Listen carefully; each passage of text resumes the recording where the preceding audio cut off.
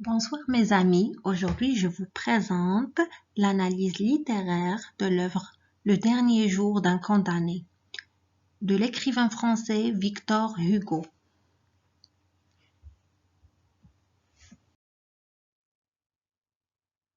Le dernier jour d'un condamné est un roman à thèse de Victor Hugo publié en 1829 chez Charles Gosselin qui constitue un plaidoyer politique pour l'abolition de la peine de mort. La biographie de l'auteur, Victor Hugo est un poète, dramaturge, romancier et dessinateur romantique français.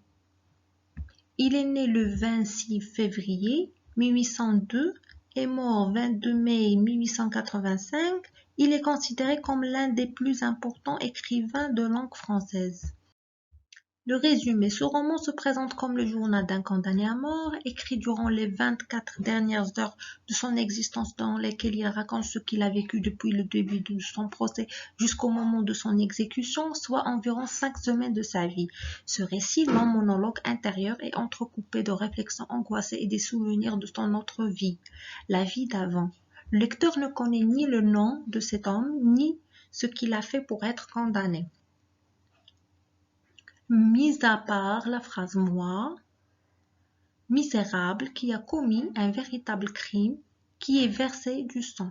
L'œuvre se présente comme un témoignage brut à la fois sur l'angoisse du condamné à mort et ses dernières pensées, les souffrances quotidiennes, morales et physiques qu'il a subies et sur les conditions de vie des prisonniers. Par exemple, dans la scène du ferrage des forçats, il exprime ses sentiments sur sa vie antérieure et ses états d'âme.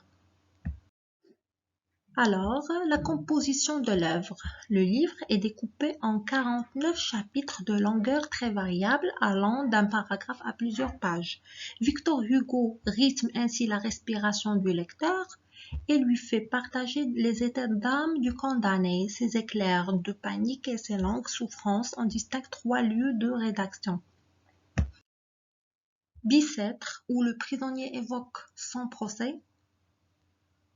Le ferrage des forçats et la chanson en argot, c'est là qu'il apprend qu'il vit sa dernière journée.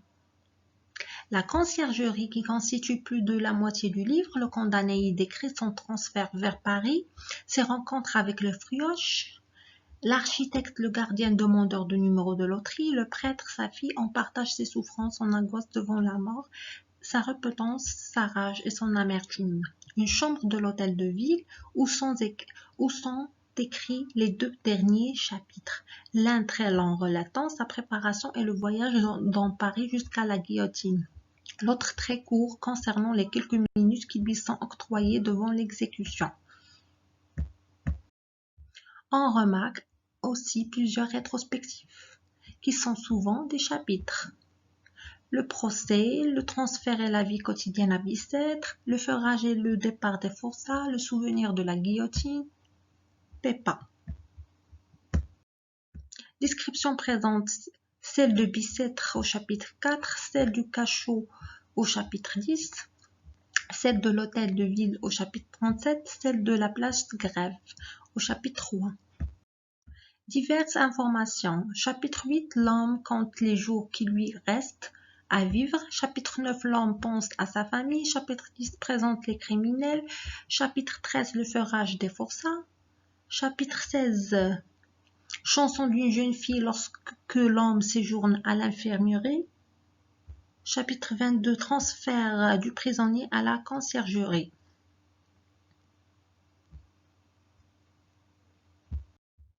Chapitre 23, rencontre du successeur du cachot de la conciergerie. Chapitre 32, demande du gendarme par rapport au numéro de la loterie. Chapitre 42, rêve avec la vieille dame. Chapitre 43, le condamné voit une dernière fois sa petite fille qui ne le reconnaît pas. Chapitre 48, transfert à l'hôtel de ville. Toilette du condamné, on emmène le prisonnier à la guillotine. Le personnage principal, on ne connaît pas son nom, mais c'est un être ordinaire, ni un héros, ni un truand. Il semble cultivé, il sait lire et écrire et connaît même quelques mots en latin. La richesse de son vocabulaire fait contraste avec l'argot parlé, mais on ne décèle en lui aucune grandeur particulière. Il est le jouet des sentiments classiques, la peur, l'angoisse, la colère, l'amertume, la lâcheté, l'égoïsme, etc. On découvre quelques bribes de sa vie passée. Il a une mère et une femme qui sont évoquées brièvement. L'homme semble être résigné sur leur sort. On s'attache plus longuement à l'évocation de sa fille Marie, qui est la seule visite qu'il reçoit avec avant son exécution, mais qui ne le reconnaît pas et croit son père déjà mort. Il raconte aussi sa première rencontre amoureuse avec Peppa, une fille de son enfance. On ne sait rien de son crime, sinon qu'il reconnaît mériter la sentence et qu'il tente de s'en repentir. Merci de votre attention et n'oubliez pas de s'abonner à ma chaîne. Partage des connaissances et des savoirs. Merci beaucoup.